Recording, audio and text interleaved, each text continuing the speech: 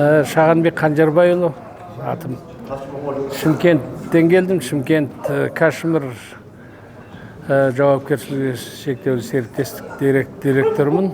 Жүн өндірісімен айналысамыз. Тоқыма, түбіт. Бүгінгі енді мына отандастар қоры ұйымдастырған жиналыс өте жақсы болды. Шетелде қандастарымыз елге келіп көп өндіріспен әр салада кәсіппен айналысып жатқанын естіп қатты қуандық.